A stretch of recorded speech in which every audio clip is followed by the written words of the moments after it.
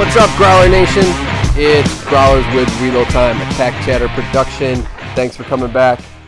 We got a great show for you today. It is definitely prime fat bike season in Western New York. If you're loving the snow riding, I hope you're out on the trails because you're not getting any better than this. Before we start and talk a little bit about our convo today, we're going to hit our sponsors. So first, we're sponsored by the Dirty Bikes Gravel Series. We're about to launch in April for year number 5 of some of the gnarliest gravel racing on the East Coast. We've got 4 races this year for a full season of gravel. We call it short course gravel because we're not sending out for 100 or 200 miles. You don't got to come ride for 10 hours. You can come out and you can ride for either 15 to 20 miles or 35 to 40 miles. Get a good hard day out on the bike on some really cool terrain in Western and Central New York, and then join us for the after party. We got breweries, we got food trucks, we got prizes, all kinds of good stuff. We got courses for everybody. We got fat bike categories. It's going to be a good time. Growler's going to be there. So get signed up on bikereg.com. You can sign up for all 4 races with one low entry fee if you go to bikereg.com, or you can hit each race individually if you can't manage all 4 of them. And then at the end of the series, we're giving away not 1, but 2 Growler gravel bikes. You can see our website at ridelcc.com for details on that contest. All right. We are also sponsored by Once Again Nut Butter. Once Again Nut Butter is a phenomenal product. They're a phenomenal company. They are employee owned. They are organic. They make amazing fuel for endurance athletes and have been huge supporters of cycling in particular and endurance athletes in general for the better part of a decade. I believe this is our 8th or 9th. This is our 9th year that they've supported us. My race team, several of our events. If you come to the Dirty Bike Series, we will be giving away a bunch of their product there, and they support a lot of other endurance events around the area. So hit them up at onceagain.butter.com. Hit them up on Facebook, Instagram. Find them in your local store where you can get some phenomenal organic product there. We're also sponsored by Castelli. Castelli is a sponsor of this podcast as well as the Dirty Bike Series. We're about to launch our Castelli jersey for that series. That'll be available online for about a week and a half here, 2 weeks, and then we'll have some for sale at the races. Castelli makes the best product on the planet for sure. If you know anything about cycling, you know them. They've been around forever, and they do great custom gear if you want to get a jersey set up for your team or club. And they also have all kinds of non-custom products out there. So check them out on their website, Instagram, Facebook, all that good stuff. All right, we're going to launch you into the episode here. Had a lot of fun with Willo on this one, as always.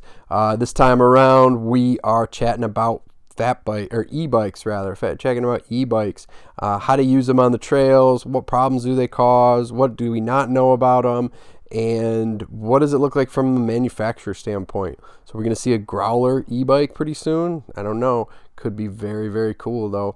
I'd like to give one a test run. So check out the convo on some e-bikes as well as some winter riding etiquette. And if you have ideas or topics that you want to hear Willo discuss, hit us up on our Facebook page, a Pack Chatters Facebook page, or go into the Growler Brewhouse on Facebook, and you can hit us up there as well. All right, no more from me. Enjoy the show. It's time for Growlers with Willo.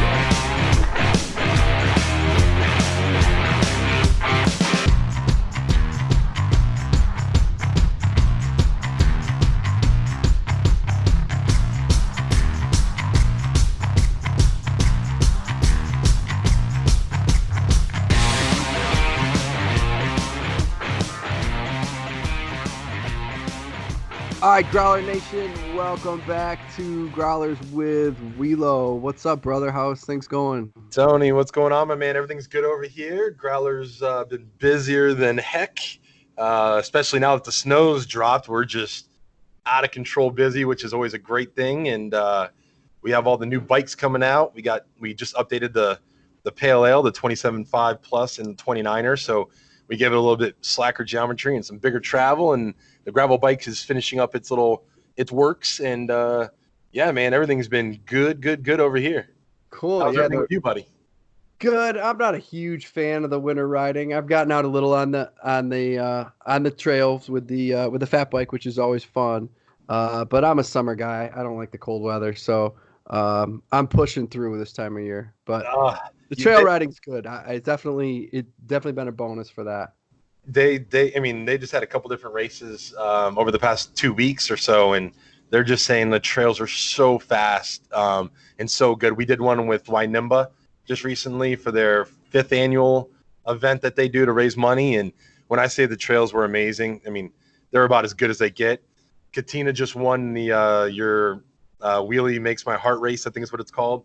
And she was just saying the trail is like a racetrack. It's so fast. The way the snow's like layering and packing down, and it hasn't really gotten super cold, so the trails have been pretty darn fast and hardened down. It's you know, we got to get you out riding a little bit more in the snow. It's just been phenomenal.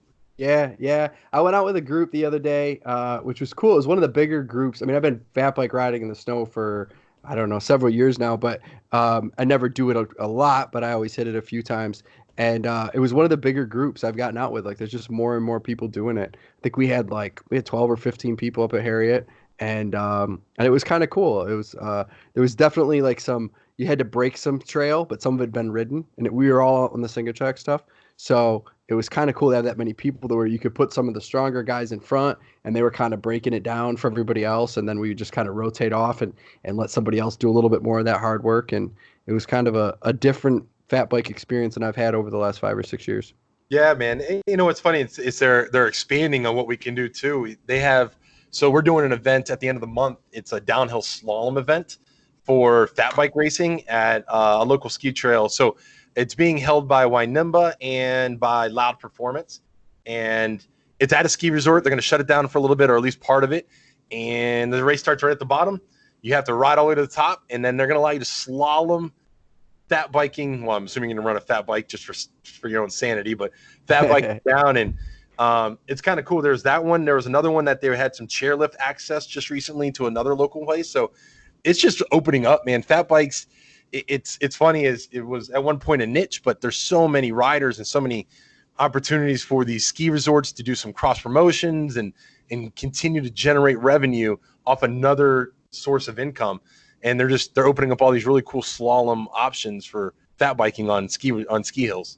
Yeah, that's cool. A few years ago, Andy August put on I don't know how many he did, maybe 3 race series at Hunt Hollow. And it was cold that winter. Like we were talking, like real cold, and it was at night.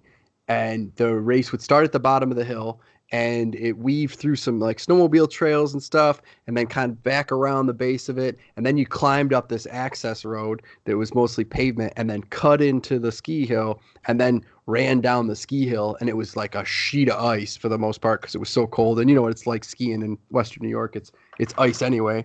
And it was just a bit of a shit show because like the technology wasn't quite there yet, at least for me. I'm sure guys who handle the bike better were better off, but you know, no studded tires, no dropper posts, and it was hard going down that hill, like tough. But it was a cool concept, and he was just like a little ahead of where it was at that point. Yeah, and you know what? That's kind of cool. Like we talk about technology and advancing what we can do. Now that they have all these grooming capabilities, I mean, this thing had like berms. Some of the racing, the photos I saw had like berms, and it was legit single track. It kind of reminded me of like downhilling in Deer Park or Park City, but just on snow with fat bikes. It was awesome to see. So I'm excited to see that the technology is now getting there that we can make it a more universal sport for everybody. Yeah, and as we talk about technology, that's sort of where we're going today. We're going to talk a little bit about e-bikes, and I definitely would have liked to have an e-bike to climb up that access road each time because that was a bitch. Um, but yeah, let's talk about some of that e-bike technology because that's really exploding lately. And I kind of wanted to get your thoughts as a manufacturer as well as a rider of like where do you see this going and what are some of the ways that we deal with this? Yeah, I think this is an incredibly interesting subject, and the hardest part is that there's so many sides of it. Almost reminds me of like if you're Democratic or Republican kind of fight between the e-bikes and the traditionalist, and I think the reality is that there's a center meeting point that we can all get to that allows us to bring this technology to the mass market and do it in a way that it really doesn't hinder either side of it, but instead enhances our maybe enhances our advocacy to the local trail groups and to the local trail scene and the cycling scene, and it opens up the markets to a lot more people who wants to be a part of the cycling community. And we tossed this out to the Growlers Owners Brew House on Facebook and to the Growler Nation, and you did it to the Pack Chatter as well. And you were just saying, hey, what is y'all's thoughts? And it got interesting reading some of the comments and where people's mindsets are. And I think there really is a middle ground. And I think even the most hardcore enthusiasts, like the single speed riders on steel frame bikes that can't do anything else but ride those beautiful bikes they have. And I think for everyone that there is a middle ground, but it all comes down to kind of the educational part of it. So as we look at go ahead. Sorry. The responses that we got, I thought were really overwhelmingly in favor of e-bikes. We got everything from, well, it helps people with, who physically can't do it. There was a guy Jimmy, who says, no problems with e-bikes at all. Actually just bought one. Our daughter, who's paralyzed on the right, a new Trek Verve. He says without the e-bike, she would not be able to keep up. He said, I didn't have a chance to ride one myself, but he says they're a blast. And a lot of other people kind of along those same lines, they're very open to it, at least through the Growler channels. Do you think that Growler owners, given that they're fat bike owners primarily at this point, as you expand your line, that they're a little more progressive in that thought because fat bikes are a little more progressive and they're not that traditional mindset? Because I don't know. I didn't really see any negative comments on anything that we posted.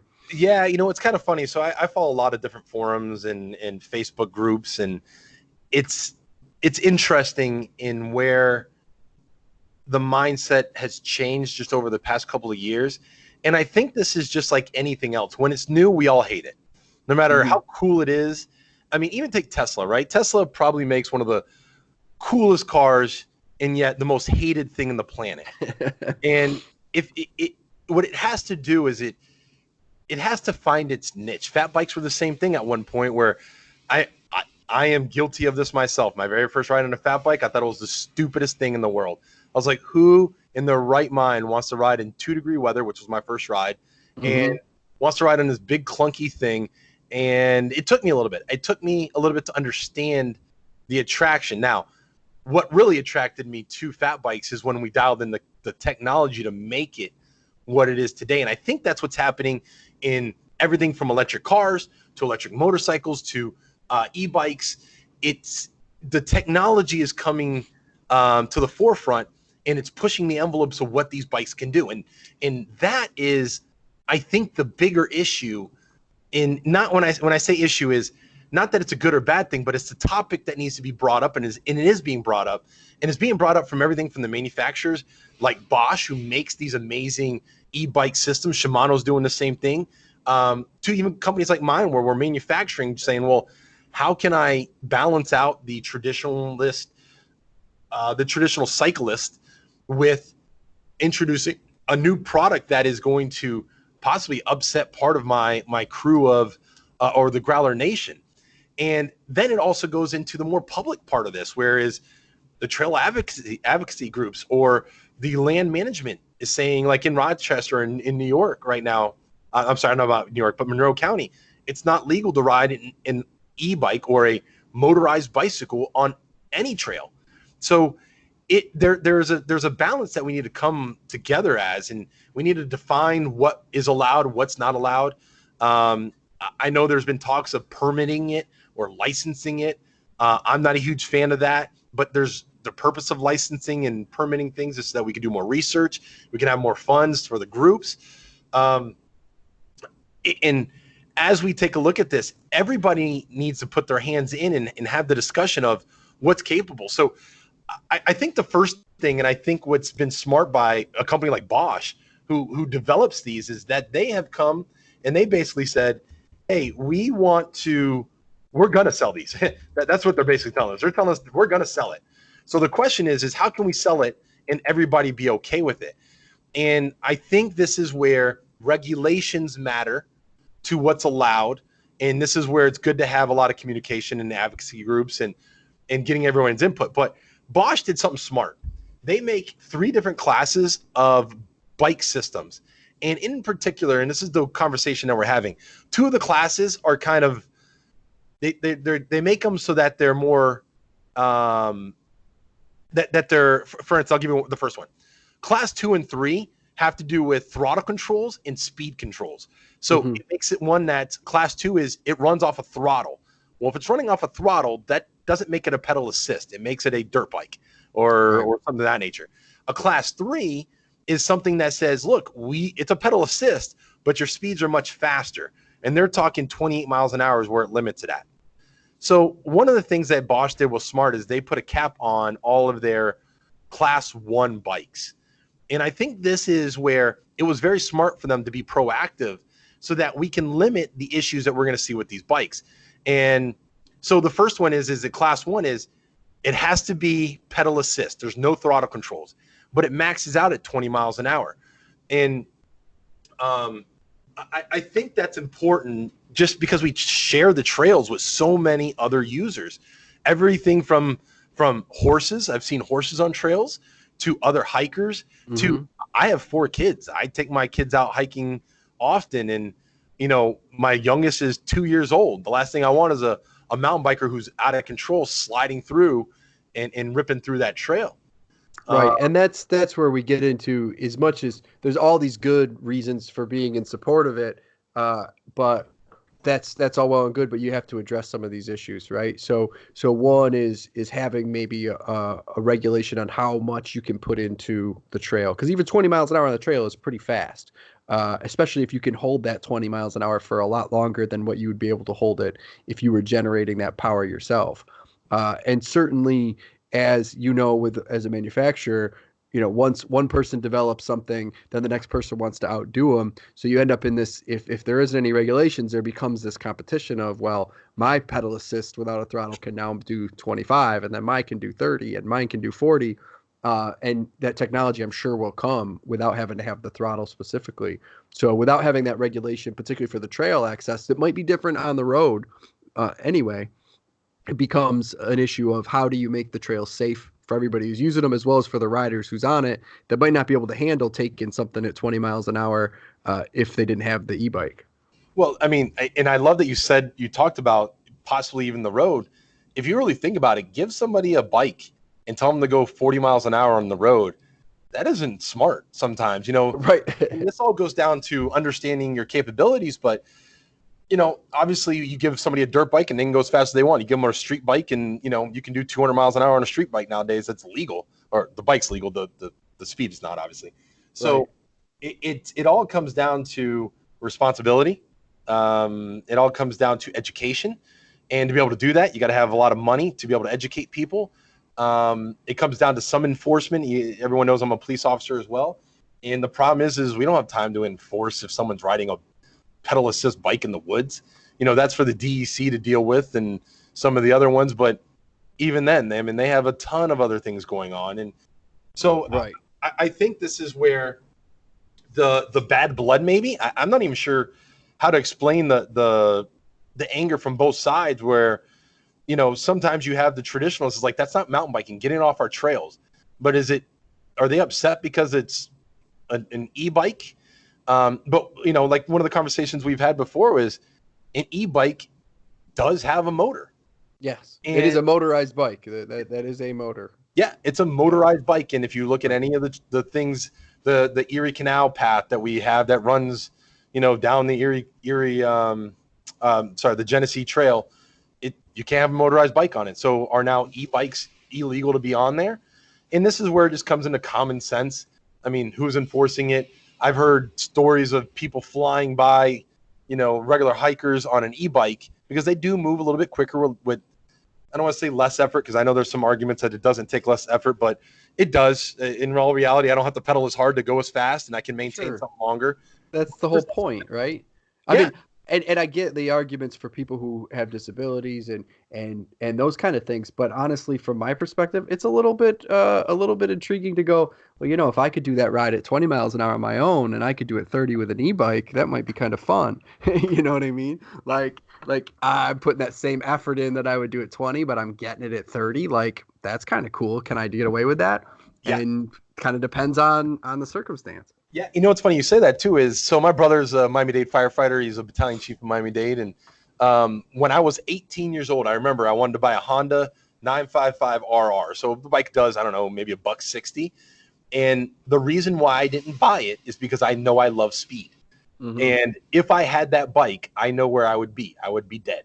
I Mm-hmm. would take that bike to its limits because why not? Could you imagine? And the Right. same thing applies. And this is why, me personally, I probably wouldn't. Like when I go down, when the trail starts heading south, going down the hill, I love to let my bike open up. My American Pale Ale, you let that thing rip with 140 millimeters of travel, that thing just crushes it on downhills.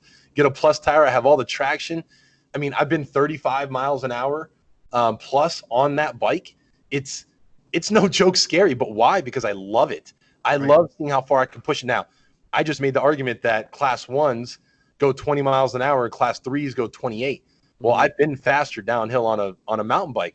So it's possible. The question runs into is, who's the best to, and this was one of the things that I saw, and we talked about the Trek article.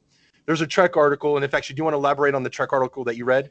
Yeah, Uh, yeah. There's a great article. It was in Bicycle Retailing, and I think I'll throw it in the show notes because I think it's really informative. And the article is from the perspective of a guy who worked at Trek for 30 years. It says his name's they call him Joe V, and now he's an advocate. And the article goes into a lot of detail on a lot of these things we're talking about here. There's also a little 25-minute YouTube video where this guy Joe is presenting some of these issues. And talking about a lot of these same things, talking about, are the trails safe enough? Are they able to handle e-bikes? We'd say, well, that doesn't do any more damage than anything else. Well, we don't really know that for sure. And certainly that's different in different parts of the country with different types of dirt and different trails. Who's paying to maintain these things? We talked about, you said, well, we're not really in favor of licensing or those kind of things, but trails cost money. Like, where's that money coming from? Especially if they are getting more people on the trails, even if the e-bikes aren't doing more damage, if they're just adding more people to the trails, that's doing more damage. So it's a good article. There's a lot of really good information, and it definitely elaborates on a lot of the things we're discussing. Yeah, and it's funny, you talk about where the funds come from doing this, and we talked about licensing a little bit, and I'm anti-licensing. I don't believe that charging people to use bikes is a smart way to get people to use more bikes.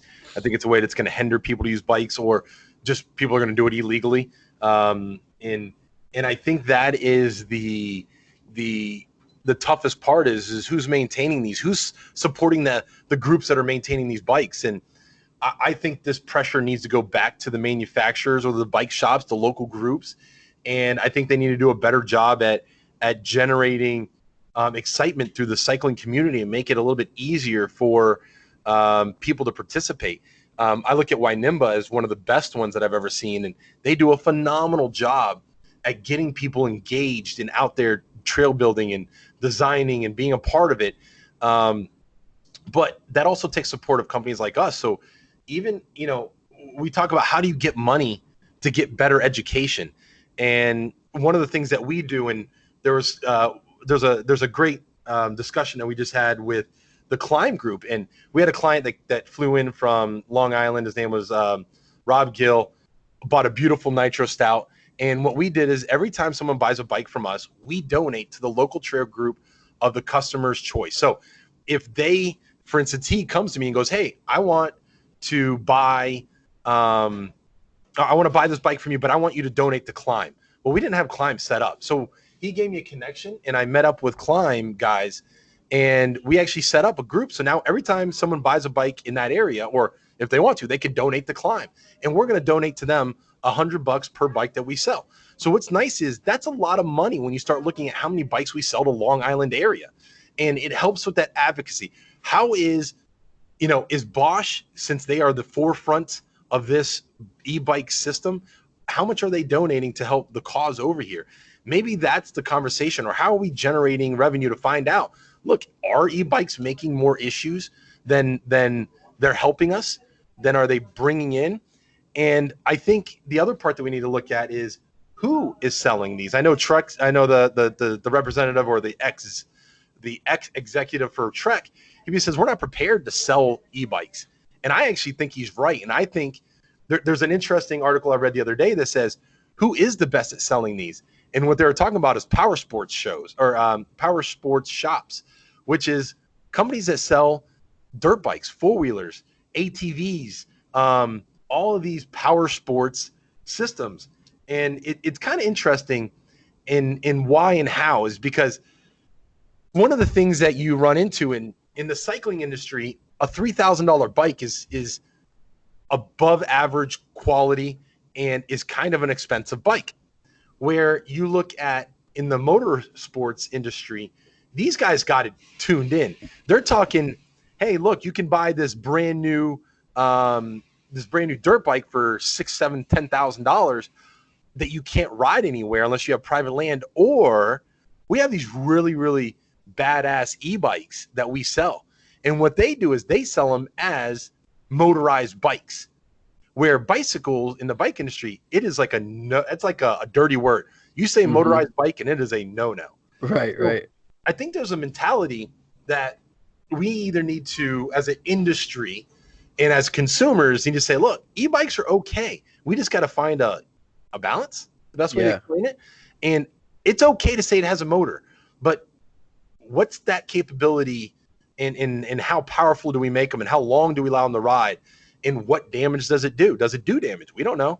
Right. And this goes back to definitely, because you have to deal with landowners, you have to deal with other users, and it kind of, some of this conversation made me think of, and I don't know all the details of it, but it was quite a bit out there about some of the issues they were having at Kingdom Trails, I think it was, with landowners and mountain bikers kind of not being respectful of those things, and landowners coming back and trying to take back the access from mountain bikes. And I know even locally here, we have the Finger Lakes Trail, and the Finger Lakes Trail, only certain sections of it are open to mountain biking. I believe only the section around the Letchworth Park where I live is open. And all the guys who've been around longer than I have, that know about like when that wasn't open, are always very cautious about how to use that, because they're like, we didn't get to use this before. So like, you got to be cool about how we use it now so we don't lose that access. So I think that's some of the concern people have when it comes to e-bikes is, hey, don't ruin this for us who, kind of have worked to get access to some of these places that we didn't have before, even 20 years ago. Yeah. And you know what? It's just like everything. It's the squeaky wheel gets the whatever, the grease or whatever they call it. So the problem is it only takes one or two bad experiences for this to blow up and get thrown back and say, hey, we're not doing this anymore. And, going back to the original part of this is, for the consumer, this is a huge thing for us. We really should, as consumers, be pushing for more access to e-bikes because it gives us the opportunity to see the world on two wheels in places that we couldn't do before because we just couldn't get there, or we're physically get worn out before we get that far. But it also draws more people to the business. And as retailers and manufacturers, this should be something that we are advocating for all the time. It is a huge part and a great place that we can have some growth in the industry, where we are an industry that doesn't grow very well. And so I think there's an equal balance, but it's really going to take a lot of support from everybody and to change a little bit of mentality. And it isn't going anywhere. And I'll kind of go off topic slightly. Is there was an article I just read about Volkswagen just announced that they are going to stop doing or supporting any combustion engine racing and motorsports events. They're all done. And if you think about it, there's only 3 real motor manufacturers for racing, and one was Volkswagen, the other one was Honda, and the other one was Renault, I believe is what it's called. And if you think about it, what Volkswagen said is, look, the future, well, first off, combustion engines, they believe is they've maxed out capacity. That Mercedes-Benz motor they have, they said, is the best thing they've ever created, and they can't get any better. So what they're saying is the future is electric bikes, electric cars, electric motorcycles, electric, everything. And they honestly are believing it. And they're putting a lot of money to make that happen. So if you think about that, the research and development is going to dwindle down into bicycles eventually. And they're going to make that 45, 50 pound e-bike turn into a 25, 30 pound e-bike one day. Oh yeah, no doubt. I mean, like you said with fat bikes, just look at that. Even, less than 10 years ago, I remember when fat bikes coming around and they were heavy and they weren't, like you said, they weren't that fun to ride. No. It's like, yeah, this is kind of neat, but it's just not something I want to spend a bunch of time on. And Yep. now you jump on one of your bikes and it's like, this is a completely different machine than what that was a very short time ago. Yeah, the lightest one we just sent it off to Canada was 23 pounds. Yeah. I mean, it's just that's just pure racing. That's pure fat. I mean, as fat as we can make it. So it's it's an amazing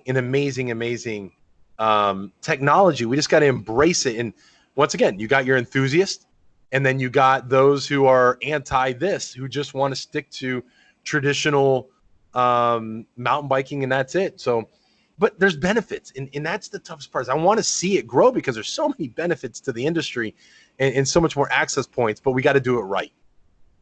Yeah, definitely. And there's definitely huge benefits. And I think that was one of the things that came out of that video and article that I was mentioning a minute ago, is he says at the end, and I thought it was really good advice, is we kind of got to get out of the conversation of this isn't real biking, we don't want to see it, or it's here, get used to it. Like in those sort of that dynamic that you're talking about, right? That sort of, you called the Republican Democrat sort of thing, right? Is Yes. like, it's as an industry, as bike enthusiasts, it doesn't help us to do that. So we have to look at things like self-regulation before we lose access to things because we didn't self-regulate, and looking at what kind of size assist you're allowing in different areas, and who's using it and how they're using it, because there are huge benefits. You can ride further. I thought about it for I have a bunch of friends who are getting ready a couple friends are getting ready to go do Dirty Kansas. It's like, the longest one's 200 miles. There's a 100-mile one. I'm like, I'm not riding 200 miles. That sounds really stupid. Like, I'm just not, like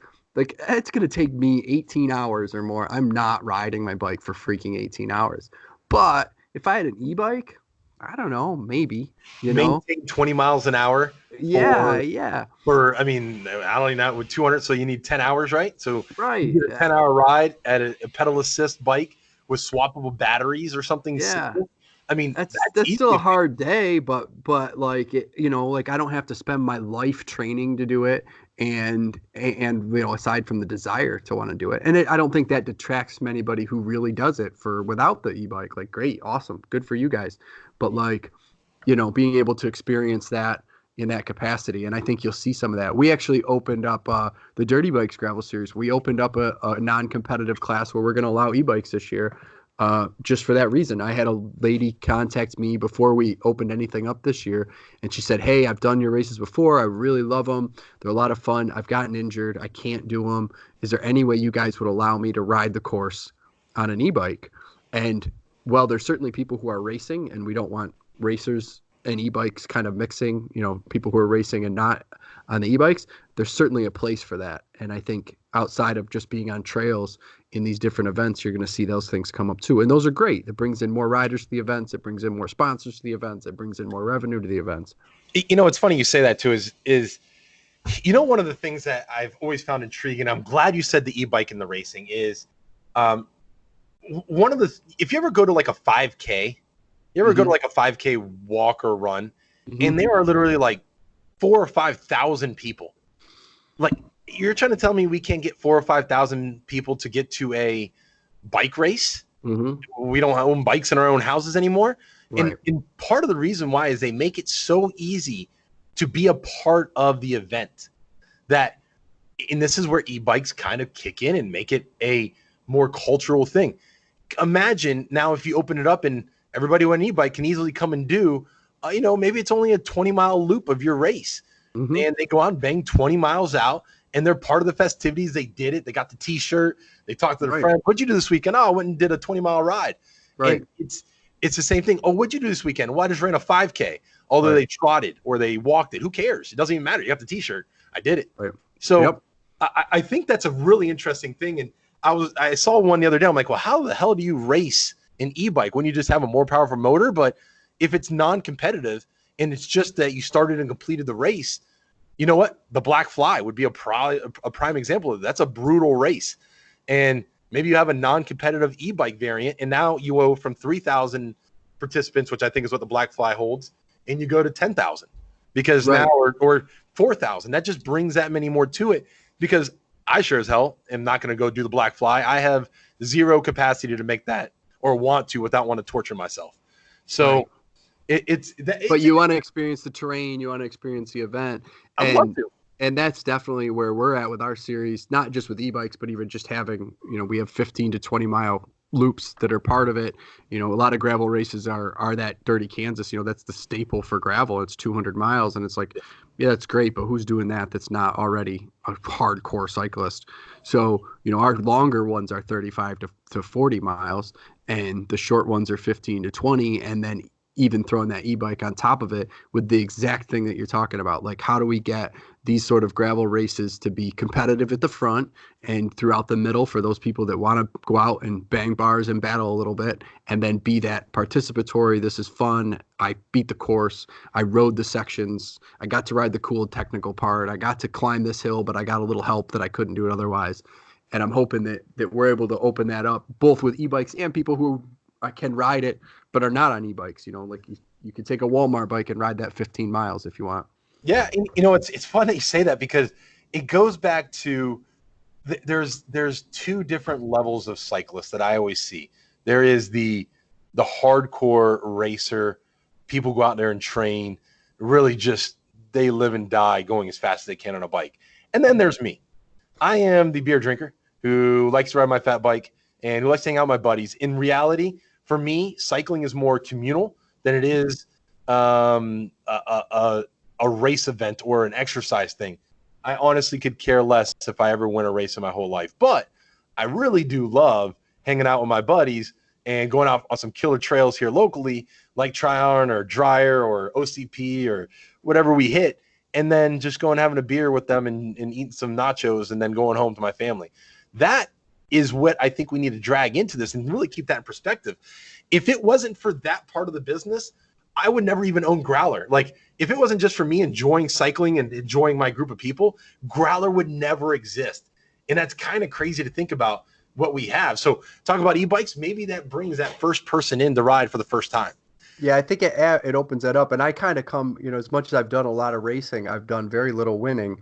And the racing has always been very much just about the experience and hanging out with my friends and drinking beer afterward and racing short events, because I'm not riding 200 freaking miles. I want to race for 45 minutes to an hour and then have a beer and hang out. Or just go out and ride. And that's always been the club that I started, the team, everything that we've done for the last 10 years in our area has always been about that social piece. And why I've always been, why you and I hit it off really quick too, I think, is because you come from that same mindset. Even though I've been more maybe road and gravel and you're more fat bike in that regard. But I think you forgive me on that. I appreciate it. We're going to get you on that gravel bike pretty soon too, because you're making one now. I'm excited. Yeah, absolutely. I'm excited to get mine. But that's definitely where gravel is too, and that's a lot of reason we like that. And I like not having to eliminate the competition either, because I know some guys who are hugely competitive, super fast, really fun to watch that show up these events.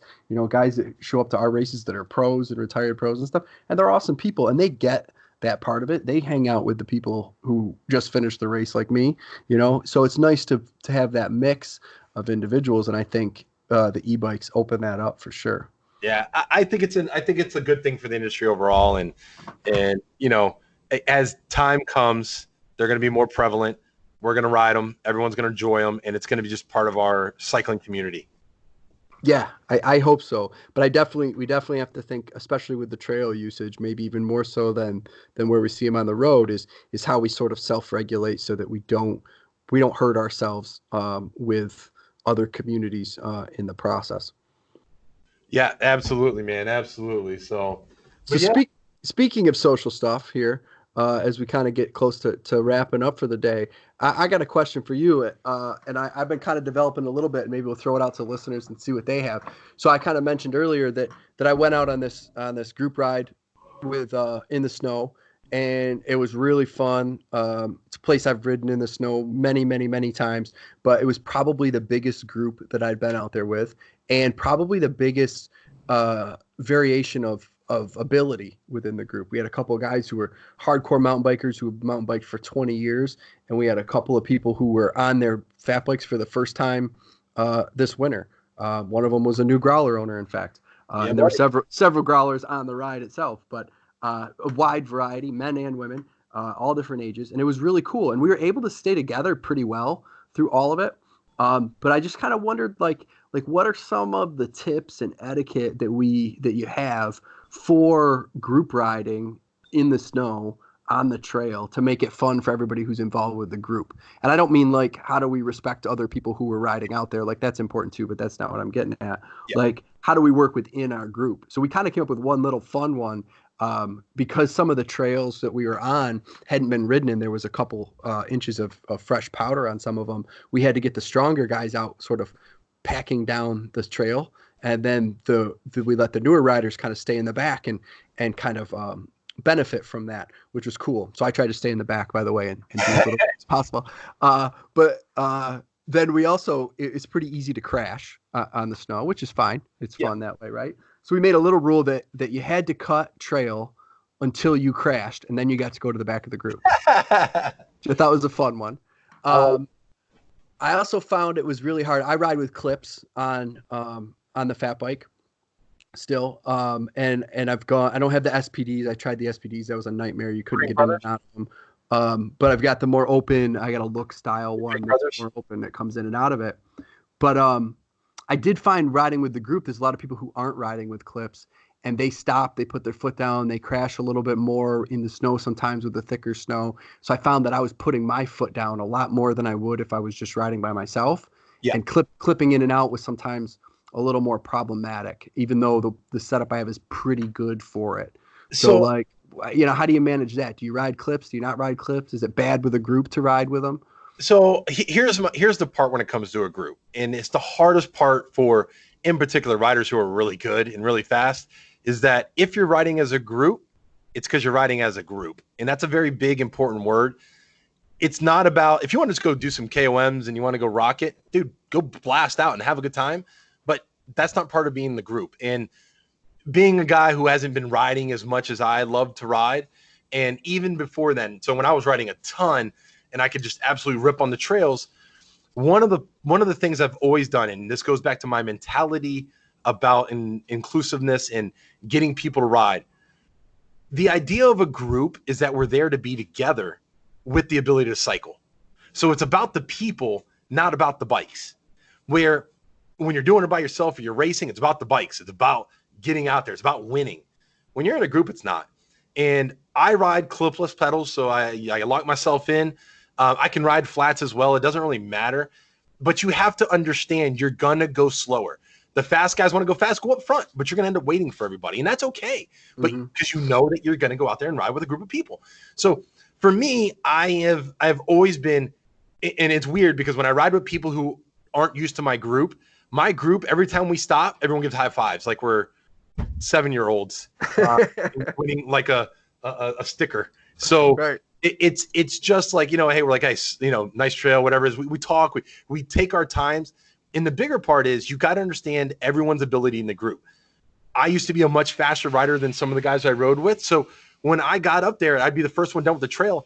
I'm okay with sitting around and waiting a few minutes to let them catch their breath, get a sip of water, maybe throw a gummy in their mouth, whatever they got to do, and ride on again.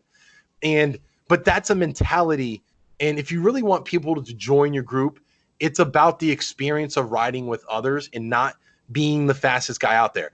We have guys and where they crush. They do the 3-part trail ride, which is Tryon, Bay Park West, and there's one more, whatever the other one is. But they bang out all 3 of them. Mm-hmm. That's great, and they're really, really fast doing it. That's usually not a group ride because there's a lot of miles and it's a lot of speed. You got to get up there and you got to be able to maintain that. And where it's with us, we'll only do 10 miles maybe, and we're stopping at the end of every single trailhead. And it drives people to the wall. So for me, it goes back to the mentality of anybody who's ever ridden with me. If you ever call me and say, hey, I want to go ride, and I'm about to go ride, I'm always like, hey, come join us, or I'll come join you. But it's a mentality of friendship, the community of what we're doing, and cycling comes second. We want people to join us and continue to ride with us. If you feel like a piece of crap because you can't keep up with the group, you're probably never going to ride with them again. And Right. And that's where communicating that piece is important too, because as you know, sometimes, especially on the trail, it's okay to get a little spread out. Sometimes it's better because if somebody slips or goes down, they don't necessarily take two or three people down with them, you know, especially in the snow where it's happening a little more often. But then those people who are lagging or spread out more need to know that that's, especially if they're new, like that's okay. That's part of it. We're going to wait for you. Like whoever's at the front knows that they're waiting for you, and they're perfectly fine with that. They're just spreading it out enough so that the ride's fun, and you Yep. don't have to apologize or feel bad about that. Yep. But it's also tough too in the snow because you're standing around and it's cold, right? And in the woods it's better, to be honest, because like I've done, you know, we do a lot of group rides on the road, and I've run hundreds and hundreds of group rides. I ran a regular group ride from a bike shop for, I don't know, 7 years probably, that we did every single week, and we had really good rules and a really good system on how to run it on the road so it was safe for everybody. But it's harder when it's cold on the road to run those winter group rides because it's cold and because maybe you don't mind standing. It's not about like, oh, I'm too fast, I don't want to wait for you. But like if you get a little split up and then you're standing there getting cold while you're sweaty, like it's just that's difficult, you know. So like figuring out that right balance so that people stay moving and they don't get too cold on the winter rides. Yeah, and you know, this kind of goes for all of the different rides that are not even just in the fat bikes, but in the fat bikes in particular. You know, it's once again, it's about trying to maintain that body heat and, you know, having a safe ride for everybody. Sometimes we've even had it where we just split up in two groups. Yeah. Fast group go, other group just hang out. We'll meet you guys wherever we meet you, and when you guys get to the end of the trail, turn around and come back, and when you hit us, we'll turn around and go back with you. And it's I think there's just and this comes down to finding the people that you ride best with. There is a lot of groups out there, and sometimes personalities clash. I know I've ridden with people that I just don't necessarily get, like I don't understand them. And, you know, I still just try to be cordial and invite them out to ride. But I think they realize quickly I realize quickly that it may not be the right place for me. And Right. I just wait and I find the next group. And I got lucky the first time I went and rode.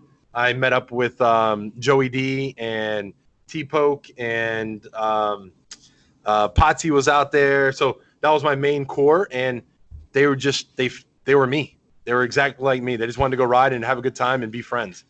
And that's what literally started Growler. Going back to what I just said a little bit ago, is if it wasn't for them and the community that I gained by having it, Growler wouldn't exist. It's my love for the group of riding, or for the people that ride bikes, that I love more than bikes themselves. So I think that's important, and it generates the next generation of cyclists, or adds to cycling in general. So yeah, it's a great topic, man. I mean, I think me and you could talk about that for another that's an easy one episode on its own. Just talk about community of cycling and how to keep people engaged. Definitely. Yeah, definitely. I think that's sort of the podcast in general, right? It's kind of, we've hit that a lot on a lot of different ways. And I think that's what we're going to kind of keep at. But yeah, for people listening, if you shoot us a message, I'm particularly interested with the winter fat bike riding, but like, what are good techniques for running a group on trails in the winter on the fat bikes? Because it's definitely different. If you've run a lot of group rides, you know that there's a difference between running a road group ride or running a gravel group ride or running a mountain bike ride, and certainly being on that snow, that one's different as well. So what are some good strategies that you have for making that group fun for everybody who's involved with it? Yeah, I think that'd be great. And actually, can I throw in one funny story about my first ever group ride on a road bike? Definitely. I had bought a Trek 4300, and I had just done a 90-mile ride on it from here to Syracuse. And that sounds stupid hard. It was the dumbest thing I ever did. It was really the most ridiculous. I got stuck in Manulus, I think is where it was, where it gets really, really hilly. Uh-huh. The wife had to come pick me up, but I did it. I made it here it was a nice, beautiful Saturday morning. But my very first road ride ever, I brought my Trek out, and it was a mountain bike. And I actually was able to hang with all the roadies. Now, I was drafting a crap ton, and I was cheating in the ride, but I remember at the very end, they're like, dude, you can ride with us anytime on a mountain bike. Yeah, first of all, like, you're never going to do this. I'm like, well, let's see. Worst case scenario, I turn around and go home. And everyone was super nice and super fun. So fun story. I actually tried my very first road bike ride on a mountain bike. Nice. Yeah. Yeah, that sounds really ridiculously hard. I don't know why you'd want to do that to yourself. It was And, fun. and drafting is not cheating when you're on the road. That's one thing that's hard about the off road is we don't get to do that. It drives me crazy. Like Yeah. how do I not get to go faster than what I'm capable of doing by drafting off of people if I'm on the trail? Well, I was running out of gear, and so I had no other choice. Like Right. if I didn't draft, I wasn't getting anywhere. So it was fun, man. And that's once again they accepted somebody who was different, and there was somebody waiting with me no matter where I was in the pack.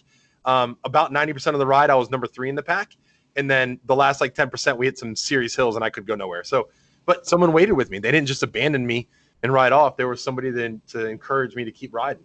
Right. So, well, that's always important. And that's always been our mantra when we do our group rides is you touched on it. And, too, is like if you're riding with the group, like that's what we're doing. It's social. It's a group ride. If you want to go do a time trial on your own, cool, go do that. But that's not the point of a group ride. So if we're running a group ride, it's everybody's riding together for that reason. Yeah. And you know what? That's what the best bike shops do is they create these communities over anything else. And this is a growler theme. You'll hear it a lot. Community is the most important thing to cycling. It is. There's no other way to explain it. And those individuals who just want to race hard, hey, dude, you're all at it. There's some fast women and fast men out there who can just go do it all on their own. But for the rest of us, it's a community, and it's what draws us. Usually cyclists are relatively unique people anyways. So it kind of draws us together. It's our commonality. So I like to support that over even, bikes, because we get asked all the time, like, what's so much better about your bikes than the other bikes? I'm like, dude, bikes are badass these days. If you look at most vendors' bikes, they're all awesome. What makes it different is not the bikes, but the people. And It's always been that way. It's why the Growler Brew House is so amazing. Like, there are some times that I listen, like when someone makes a post, and we did it for the pack chatter. But if we make a post on there, just the outpouring of support or the conversation that gets in there, or even if a new client jumps in and goes, hey, tell me a little bit more about Growler. What's so special about it? It almost makes me so proud that what we've created as a community has nothing to do with bikes anymore. It's just about the people. And it's such a powerful statement about what we've created as a Growler company. It's not just me creating it, it's the community. There are so many people in our group that are just so welcoming to whoever's out there. And I have never seen anybody jump on there and start bashing people. And that's what we really want as a cycling community, to encourage new people out there, encourage people who've been out there forever just to continue to ride. Guys like me, I have one of my buddies that's called me, because over the past couple of years, Growler's growing and I ride less and less. But he calls me all the time. He's like, Wheels, when you ride, man? Come on, buddy. And, Poe's been calling me lately. He's like, hey, anytime you want to ride, Saturday, Sunday, come ride with me, man. And it's that kind of mentality. I know Poe's much faster than me. So for me to go ride with him, I know it's going to take some effort, but he's always going to wait. He's always there, no matter what. He's going to get there. I'm going to be huffing and puffing. He's going to be talking bike parts, and then we're going to ride on again. So it's a great mentality. It's a great way to have a community. And I think if we really want to talk about the next successful adventure in cycling, is the local trail advocacy groups. And I talk about this a lot. Climb was one when I actually discussed our sponsorship, or not even sponsor, our donation, our ability to donate to Climb, or Wynimba, or cycling, CNY cycling, or any of those. I actually brought up the same subject. Every time we talk about it, I want to support the community more than I want to support anything else, because without those people who are encouraging more cycling, it doesn't matter what we do, because the industry will disappear. So talking about, it goes back in that same thing. I want to support the local bike groups because they create the community, the atmospheres, the trails. What's the most important is them. They help us, allow us to ride bikes and be a part of this bigger picture than us. Yeah, man, that's like when I said, we talked last show about your gravel bike, was why I said I was so excited to see you enter that, because that's what gravel's all about. And that's, we say that the gravel ethos, people like to call it, is exactly what you've been all about since you started with the fat bikes and just moving into that. And that's why gravel is the biggest thing in cycling now, and all anybody wants to talk about on every single level. Because it's really struck a chord with that community, and it fits you guys really well. You've already been doing it, so it makes a lot of sense on a lot of levels. Yeah, it's been huge. Even our dealers, I was having a conversation with Fast Eddie or with Eddie over at Fast Eddie's today, and he's like, "Dude, that gravel bike is going to be huge for everybody," and it's true. It's once again, it's just like fat biking. It's a way to bring people together and maybe eliminate that racy feel for the moment. Although there's gravel race and things of that, but on the average rider, it gives us an opportunity to be communal. So, but yeah, I mean that's good stuff right there. All right, man. I think that's it for today. I think we've ran our time, but it's been good, and we'll come back at you in a couple weeks with something new. All right, man. Hey, guys, hit us up with comments if you guys have anything. Let us know. All right, Growler Nation, get out in the snow, enjoy this winter. See ya. Later. Ugh.